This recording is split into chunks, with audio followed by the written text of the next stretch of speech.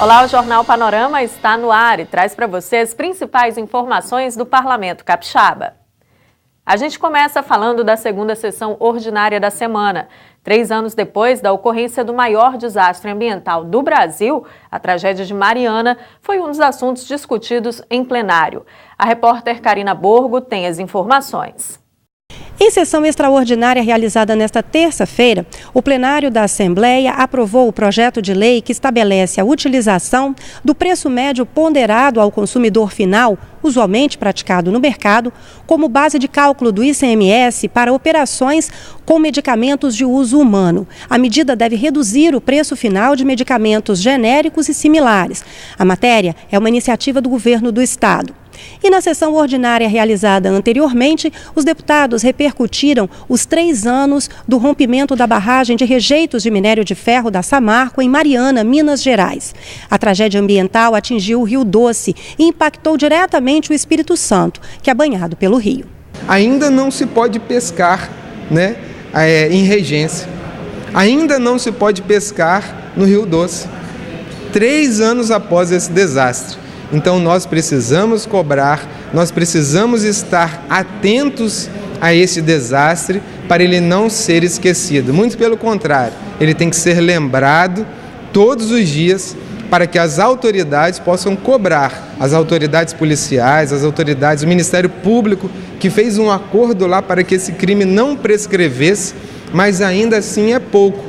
Não adianta não prescrever, vai levar mais quantos anos para essas famílias serem indenizadas? Nós precisamos cobrar para que isso se resolva o mais rápido possível. Há necessidade de que a empresa que ocasionou toda essa situação possa dar garantia para esses ribeirinhos, esses moradores daí da região, como regência, povoação, que é um balneário que era bem frequentado e hoje, infelizmente, nós estamos vendo as vilas praticamente abandonadas. Há uma angústia, inclusive, nos moradores, pelo fato de que alguns já receberam a indenização, outros não. Então, fica assim, infelizmente, nós estamos vendo isso, que não está sendo feito um trabalho que realmente dê condições para que eles possam se manter e ter um projeto que venha realmente dar garantia para eles poderem viver dignamente ali naquela região. No trabalho das comissões, o Colegiado de Saúde recebeu um especialista para falar sobre diabetes, doença que vem aumentando sua incidência entre os brasileiros. A diabetes, problema de saúde pública no país, foi tema de reunião na Assembleia Legislativa. De acordo com a Sociedade Brasileira de Diabetes, 13 milhões de pessoas possuem a doença. Nos últimos 10 anos, a taxa de incidência cresceu mais de 60%. A Comissão de Saúde conheceu o PROPÉ, um programa de atenção ao paciente desenvolvido pela Prefeitura de Vila Velha. O importante nesse projeto é você dar celeridade à prevenção, a um trabalho de prevenção e identificação precoce de lesões nos pacientes diabéticos que, porventura, possam ser controlados de forma adequada e estabelecido um planejamento de prevenção para evitar a agressão aos órgãos-alvo do diabetes. O diabetes hoje ele é a maior causa de cegueira, a maior causa de amputação, a maior causa de insuficiência renal no mundo. E por pequenas lesões você consegue identificar essas alterações. Uma lesão no pé você consegue identificar uma lesão no rim ou nos olhos desse indivíduo. De maneira que quando você consegue um rastreamento adequado, você consegue fazer prevenção em outros órgãos além dos pés.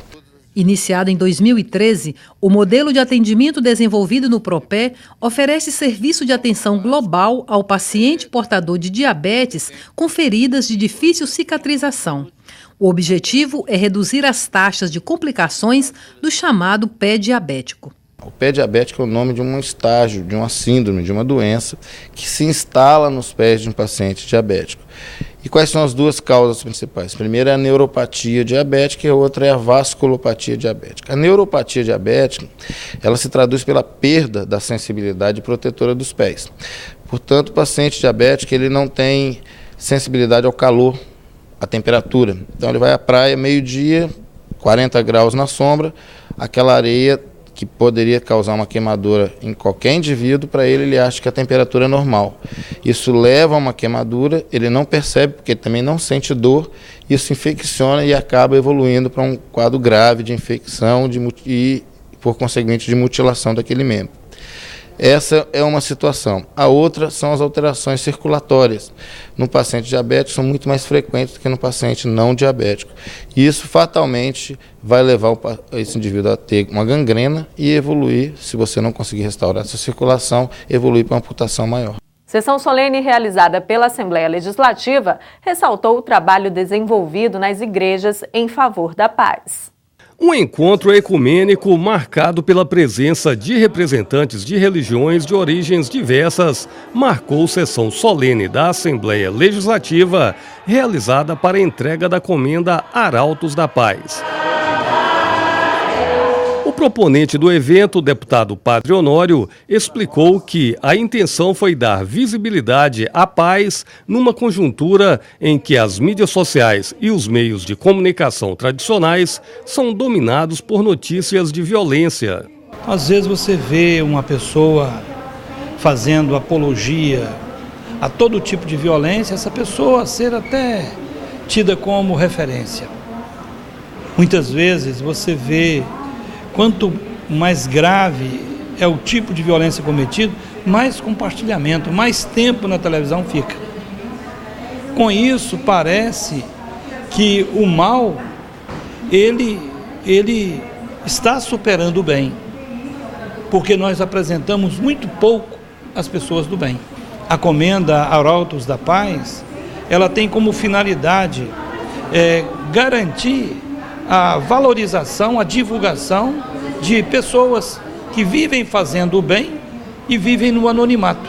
Esse muçulmano sírio radicado em Vitória recebeu a comenda. Ele atua no acolhimento de árabes que chegam ao Espírito Santo vindos de zonas de guerra do Oriente Médio.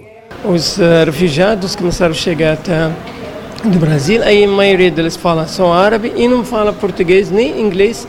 Então pensamos numa forma de ajudar os refugiados através de oferecendo cursos de árabe para brasileiros, especialmente pessoas que estudam direito, que vêm ser advogados, para que ele seja ajuda as pessoas que vêm da Síria para comunicar e também trazer, facilitar a vida deles aqui no Brasil e integração também deles aqui na sociedade brasileira. A matriarca da comunidade angolana, tradicional terreiro de Candomblé no estado, Mãe Neia de Iemanjá, defendeu a união de esforços para não haver intolerância religiosa. A paz e o amor em primeiro lugar, Deus acima de tudo, porque precisamos muito de paz, de harmonia, de amor ao próximo. Isso o Candomblé prega muito, a gente busca sempre irmandade, união, respeito. O trabalho da Igreja Messiânica Mundial também foi reconhecido pelo Parlamento Capixaba, assim como o empenho da Igreja Batista na disseminação da paz. Os pastores, os líderes que foram homenageados aqui, eles têm sobre os seus ombros uma responsabilidade muito grande, porque o que nós falamos é tido por algumas pessoas como referência para encaminhamento da sua própria existência. Então nós precisamos entender que não é só proclamar a paz, é proclamar a cultura da paz. E a cultura da paz, ela se dá em pequenas ações. A Igreja Messiânica, ela tem o objetivo de construir um mundo melhor, começando pela reforma do ser humano. Então, como é uma religião oriental, a filosofia, a teologia e a religião trabalham juntas. Então, é uma filosofia de vida, ela trabalha justamente na transformação do ser humano. Então, passando pela etapa da transformação interior, da família, e aí sim transformando toda a sociedade. A fundadora do Centro de Defesa dos Direitos Humanos criticou o movimento pelo fim da lei do desarmamento no país. Quem promoveu a paz nunca defendeu arma. Nunca. A arma foi feita para matar. Mas foi feita para defender. Não, a arma foi feita para matar. E quanto melhor o calibre, mais rápido mata e mais certeira é a morte. Portanto, eu tenho convicção que os As indústrias da arma são os fabricadores da morte. Passado o período eleitoral, a discussão se volta agora para o exercício da liberdade em um ambiente democrático. Um fórum realizado em Vitória analisou esse cenário. Promover um debate sobre o processo político e democrático do país. Esse foi o foco do 6º Fórum Liberdade e Democracia, promovido pelo Instituto Líderes do Amanhã. Um dos palestrantes, o professor Jorge Caldeira, falou sobre a importância do conceito de indivíduo nesse processo. Um dos primeiros formuladores da ideia de indivíduo foi o Padre Anchieta, que escolheu morrer no Espírito Santo porque fez sentido para ele o tipo de vida que ele teve, o tipo de contato que ele teve com os nativos brasileiros, que foram um dos grandes inspiradores da ideia de indivíduo e da ideia de liberdade. Se você não é indivíduo por minha causa, a ideia de indivíduo é todos são indivíduos.